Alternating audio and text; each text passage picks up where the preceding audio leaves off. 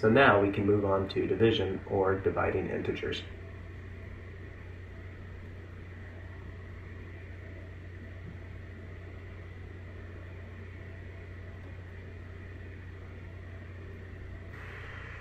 Well, first off, just like multiplication, division has its unique symbols. So I'm going to put the most common, which is this division sign.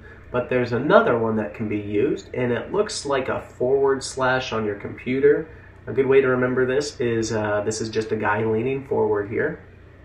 And a variation of this / is a division bar, which you have typically a number on top and a number on bottom. What I'm going to do is put some variables on top of both of these. I'll just put an x here that can be represented with any number, and a y here that can be represented with any number other than 0. 0 cannot go in the denominator. And the same here, I'd put an x down, our / followed by a y. X can be any number, y can be any number other than 0. And finally, our long division symbol, where the numerator is inside of the house. So I'll put an x inside of the house, followed by y knocking on the door. Again, the variable knocking on the door can be any number other than the number 0.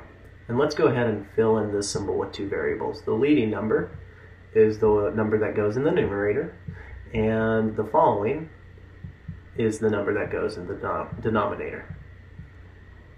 So we have our different division symbols. These are also known as dividend symbols, but the number that comes before that division sign, so in this case x, it is known as the dividend, or what we've been calling it is the numerator in some cases. So it can be the dividend or the numerator.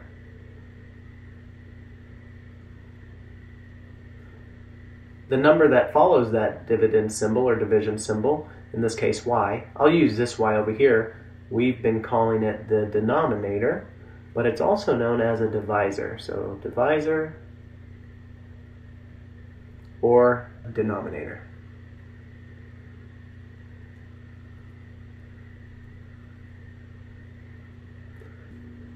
Now whenever you divide a dividend by a divisor or a numerator by a denominator, you always get an outcome, which we call the quotient. So Q-U-O-T I-E-N-T. Let's fix that I real quick.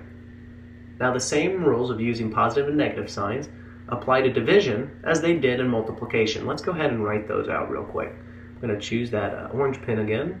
So if I were to take a positive number and divide it by a positive number, I'd get a quotient that is positive. If you take a negative number and divide it by a negative number, you get a quotient that is positive. If you take a positive number and divide it by a negative number, you get a quotient that is negative. And if you take a negative number and divide it by a positive number, you get a number or quotient that is also negative. So this rule still applies when using division. Also, the same rule applies when you're dividing with more than two numbers. So let's look at what 12 divided by 2 is real quick. So we have 12 divided by 2. We know that 12 divided by 2 is equal to 6. And let's look at what if you added another number. And let's look at what happens if you were to divide with more than two numbers. So this time we'll say 12 divided by 2 divided by 3. Well, we're first going to divide 12 by 2.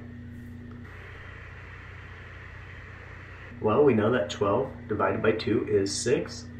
And from here, you can take 6 and divide it by 3. 6 divided by 3 will give you a value of 2. Cool stuff. Let's go ahead and box this up.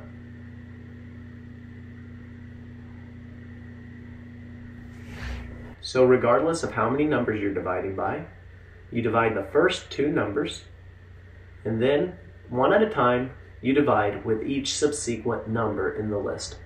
One last note here, we can see that 6 is equally divisible by 3. 3 divides into 6 2 times.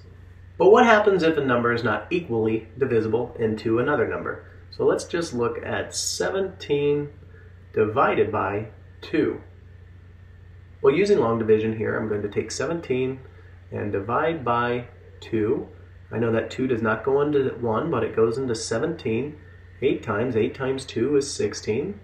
And if I subtract out, well, 17 minus 16 is 1.